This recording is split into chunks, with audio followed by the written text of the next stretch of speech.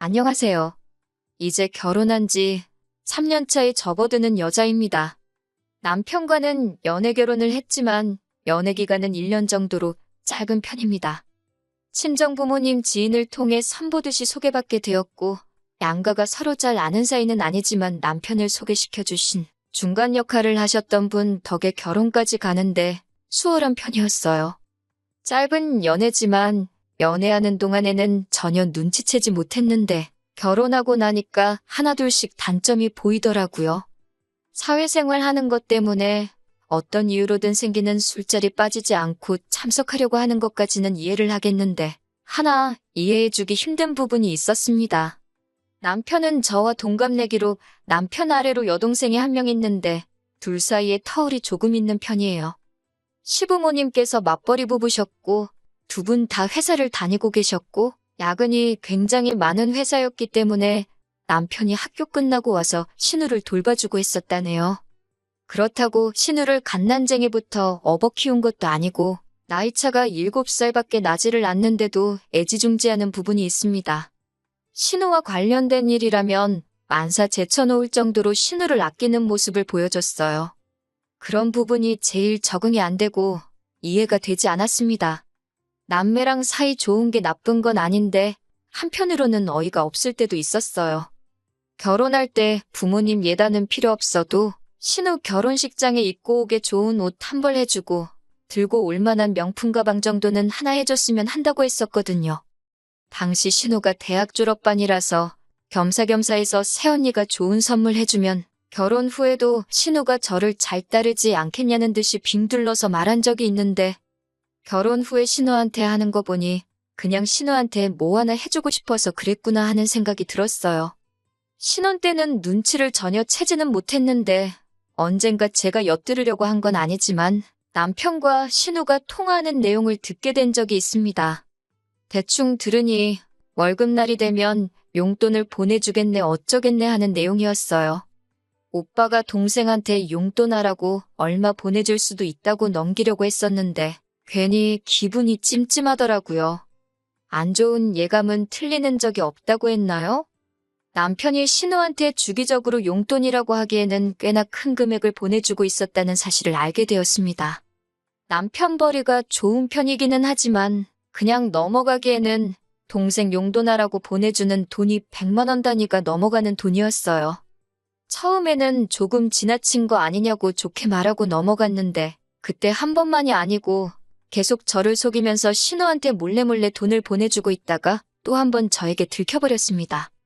그러고 싶지는 않았는데 자꾸 현금 인출까지 해가면서 신우한테 경제적 지원을 해주고 있어서 보다 못한 제가 돈 관리를 하기로 하고 경제권을 뺏어가게 만들었네요. 자랑은 아니지만 친정 부모님께서 경제적으로 많이 여유로운 편입니다.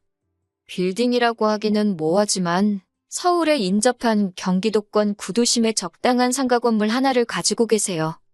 구도심이긴 하지만 대중교통도 잘 되어 있고 인구 밀집이 되어 있는 상권에 위치해 있다 보니 월세로 들어오는 돈만 해도 꽤나 수입이 좋은 편입니다. 저는 부모님 건물하고 상관없이 공부해서 전공 살려 취직해 회사를 다니고 있어요. 월 수입은 남편하고 비교해서 제가 많이 모자란 편이지만 친정에서 워낙에 지원을 잘 해주신 덕분에 팔려가듯 한 결혼도 아니었습니다. 결혼하면서 다른 건 몰라도 각자 번 돈에서 생활비하고 적금 똑같이 각출하고 나머지 돈은 알아서 각자 관리를 하기로 했었거든요. 그런데 남편은 생활비랑 적금할 돈 똑같이 내고 남는 돈은 잔액이 남아도 되지 않을 정도로 지 멋대로 써도 되는 거라고 생각했었나 봅니다. 시부모님께 생활비를 보태드리던지 신우한테 용돈 챙겨주는 것 정도야 당연히 할 수 있는 일이라고 생각했지만 자기 여유자금 하나도 남기지 않고 생활비 내고 나서 가족들한테 탈탈 털어서 가져다 바치니 제 입장에서는 그 사실을 알게 되었을 때 정말 미치고 팔짝 뛸 노릇이었지요. 가끔씩 밥하기 귀찮아서 배달 음식을 시켜 먹거나 어디 나가서 외식을 하자고 해도 돈 아깝게 뭐 하는 거냐 따지던 게 경제관념이 철저하고 알뜰한 성격이라고 생각했는데 돈을 아끼려고 했던 이유가 뭔지도 알겠고 모든 게 저 모르게 몰래 했던 거다 보니 실망이 컸어요. 아무튼 제가 경제권을 움켜쥐고 나니 그 후에는 남편도 어떻게 신우에게 돈을 보내지는 못했습니다. 시부모님 용돈은 제가 알아서 잘 챙겨드렸고 신우한테는 일절 돈 한 푼도 가지 못하게 했었어요. 신우한테 어떻게든 잘 해주고 싶어서 이 핑계 저 핑계 대면서 사회생활하려면 현금도 어느 정도 있어야 한다며 자기 용돈을 더 타가려고 했지만 남편 지출은 무조건 제가 만들어준 신용카드를 쓰도록 만들어놨어요. 가끔씩 온라인 쇼핑으로 결제되는 거 보면 신우한테 몰래 뭐 사주고 있다는 것과 시부모님 용돈으로 드린 돈의 일부가 시부모님을 통해서 일부 신우에게 조금씩 보내지고 있다는 사실은 눈치채고 있었지만 그것까지는 뭐라고 하지는 않았습니다. 그것까지 못하게 하면 저랑 신우 관계도 이상해질 테고 경우에 따라서는 이 상황이 저와 시부모님 간의 갈등도 만들 수 있다고 생각했거든요. 아무튼 유도리 있게 제가 잘 조율해가면서 돈 관리를 해왔기 때문에 넘어갈 건 넘어가주고 하면서 원만한 결혼 생활을 유지하고 있었습니다. 그러다 작년 여름쯤에서 제가 다니는 회사 상황이 조금씩 안 좋아지기 시작했어요. 한참 거리두기 하던 시절이라서 여타 다른 규모 작은 회사들처럼 인원 감축도 있었고 여러 가지로 어려운 상황이었습니다. 저 또한 그 타격을 피해갈 수가 없었어요. 회사에서 정리해고 이야기가 나오고 있고 여러모로 스트레스를 많이 받고 있었습니다. 그걸 지켜본 친정부모님께서 저한테 제안을 하나 해오셨어요. 부모님 건물 상가 1층 자리에 아주 작은 상가이긴 한데 공실이 생기게 되었다면서 저보고 그 상가에다가 가게 하나 차려서 해볼 생각이 없냐고 물어오셨습니다. 이야기를 들어보니 그 자리에서 원래 장사하던 분은 어떻게 일이 잘 풀려서 그 자리에서 번 돈을 가지고 근처에 더 큰 상가로 이전을 하게 되었다는 거예요. 자리도 대로변에 위치한 데다가 유동인구도 많은 지역이다 보니 뭘 해도 지금 회사에서 버는 것보다 훨씬 잘 벌 거라고 하시더라고요. 저도 회사에서 받는 스트레스가 이만저만이 아니었다 보니 혹하긴 했습니다. 그런데 평생 회사 일만 해온 제가 아무리 자리가 좋다고 해도 어디부터 무엇을 해야 할지 도무지 감도 잡히지 않더라고요. 그러다 남편이 자기 지인의 지인 중에 작은 상가 건물 같은 곳에 사업하는 거 컨설팅을 해주는 사람이 있다고 그 사람이 아주 마이다스의 손이라고 하면서 그 사람 도움받은 사람 중에 잘 안 된 사람 찾는 게 더 힘들다고 하더라고요. 그리고 저보고 혹시 관심 있으면 지인의 지인 통해서 다리를 한번 놓아주겠다고 했어요. 아무것도 모르는 제가 맨땅에 헤딩하는 것보다 전문가의 도움을 받는 것도 나쁘지 않겠다는 생각이 들었고 만나서 손해볼 것도 없다고 생각했으니 남편한테 부탁해서 어렵게 자리를 만들었습니다. 그리고 그 컨설팅 해주는 사람을 만났어요. 멀끔하고 훤칠하니 신뢰가 가는 첫 인상을 가진 사람이었습니다. 그런데 몇 번 도움을 받으며 만나고 있는데 첫 인상만큼 신뢰할 만한 사람이 아니라는 느낌을 받았습니다. 해주는 이야기는 전부 다 제가 조금만 인터넷 검색을 해보면 나오는 이야기들 뿐이고 오히려 컨설팅을 빌미로 자꾸 둘이서 어디 분위기 좋은 곳에 가서 식사나 한번 하자는 둥. 다른 사업하는 사람들은 어떻게 하고 있는지 답사 다녀오는 거라 핑계를 대면서 제사보다 제밥에 관심 있어 보이는 게 너무 티가 나더라고요.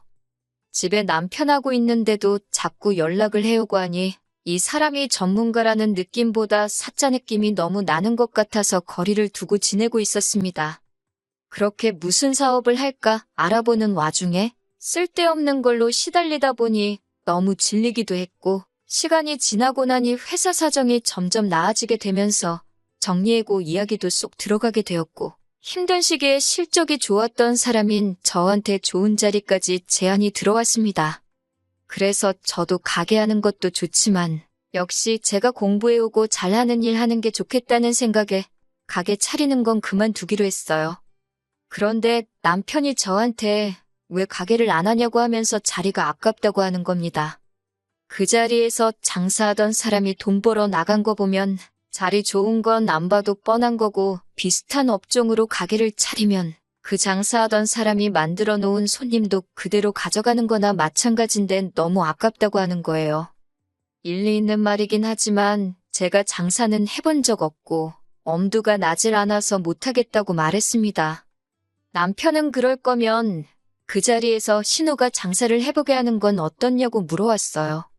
처음엔 저도 또 신우냐고 하면서 지 동생 득대는 거라면 아주 발벗고 나선다고 질색을 했습니다. 그런데 남편이 신우가 대학 졸업하고 자리를 못 잡고 있으니 아무래도 오빠인 자기가 더 신경을 쓰는 게 아니겠냐고 하더라고요.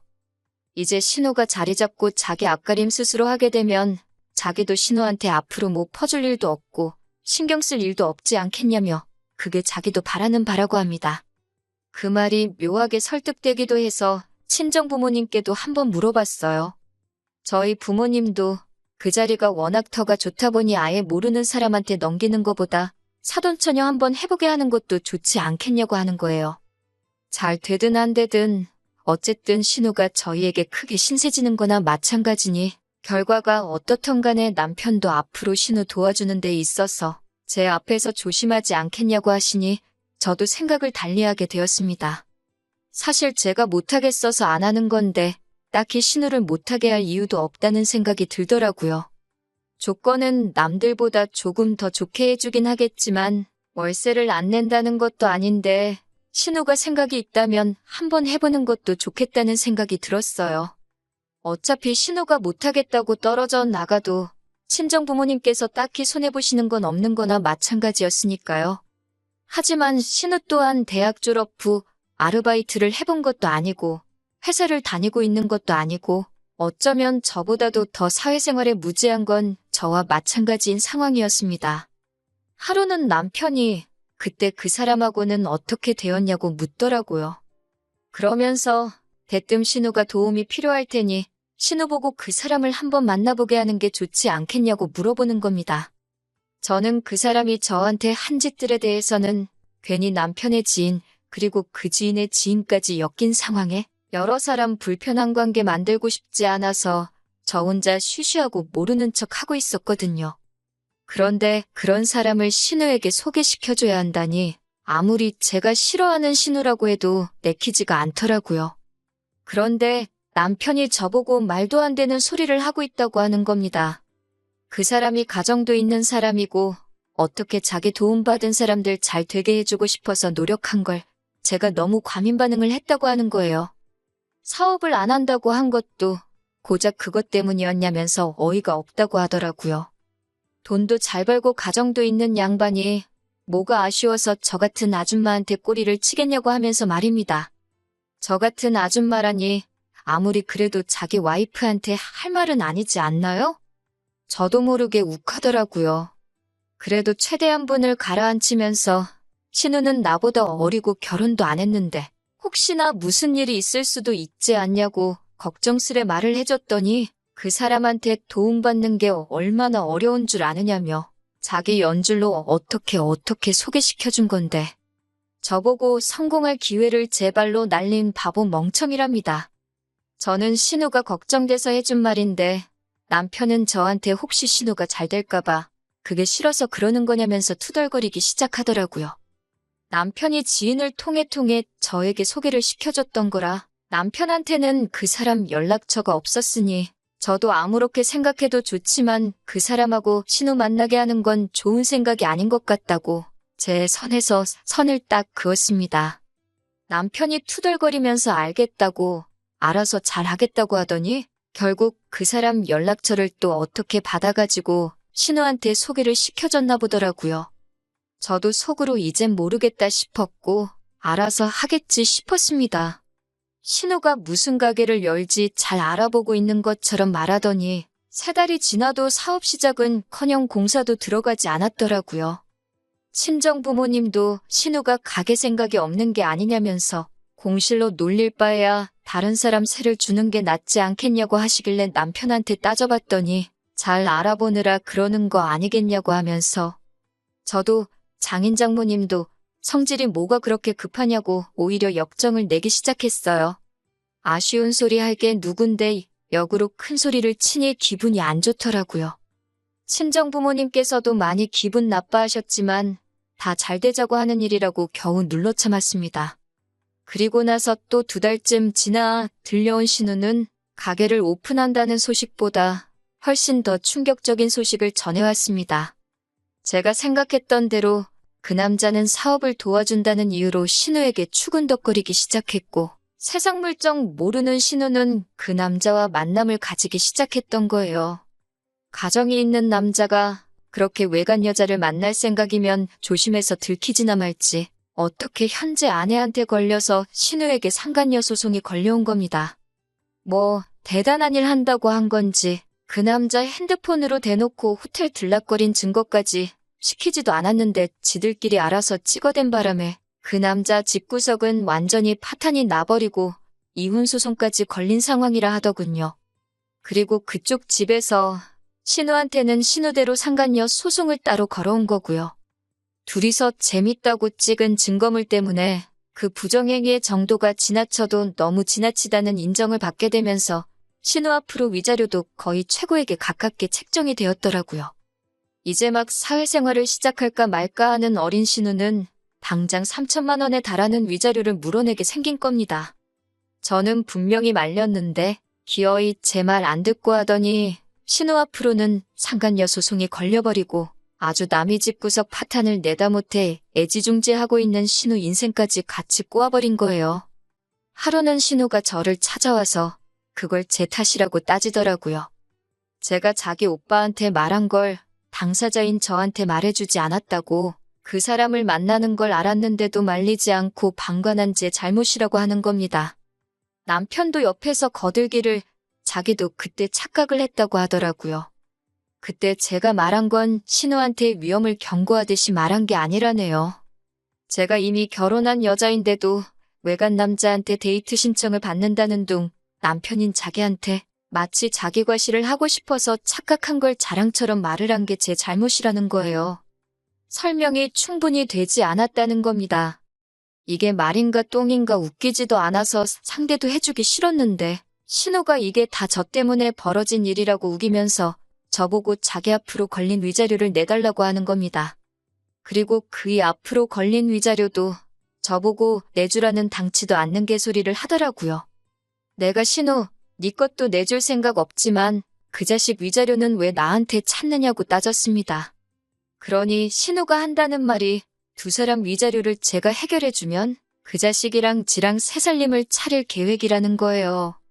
그러면 자기 앞으로 걸린 상간녀 꼬리표도 사라질 것이고 오히려 뒤늦게 찾은 진정한 사랑을 이룩한 커플이라며 동정표를 받을 거 아니냐입니다.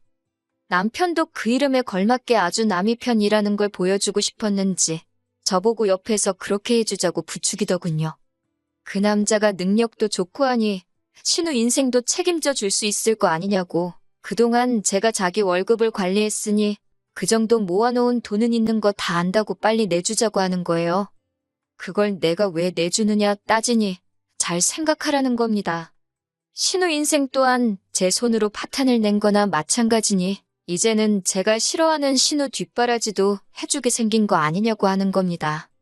평생 신우 책임져 줄 바에 두 사람 위자료 내주고 결혼시키는 게 오히려 싸게 먹힐 거라는 거예요.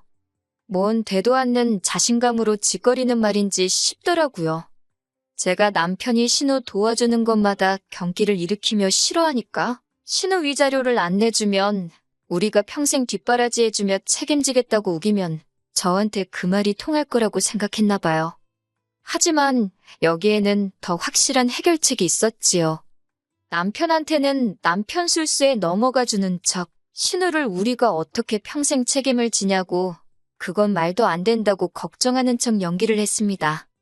남편은 자기 꾀가 통했다고 생각했는지 어깨에 잔뜩 힘이 들어가서는 그러니까 자기가 여태 벌어온 돈으로 신우가 그 일하고 부르는 그 바람둥이 놈의 위자료를 내주라고 하더군요. 저는 알겠다고 대답했지요. 남편은 나름 머리를 굴려서 말했던 것 같아요. 제가 경제권을 가져갔지만 자기가 벌어온 월급이 우리 재산에 포함되어 있으니 그 돈을 자기가 원하는 대로 써도 된다고 주장하려고 했던 것 같습니다. 남편한테 당신이 벌어온 돈으로 신우 위자료 내주면 되는 거냐고 재차 물어봤고 신우가 보는 앞에서 그렇게 하겠다고 대답하는 걸 드러냈어요. 그리고 남편한테 이혼하자고 말했습니다.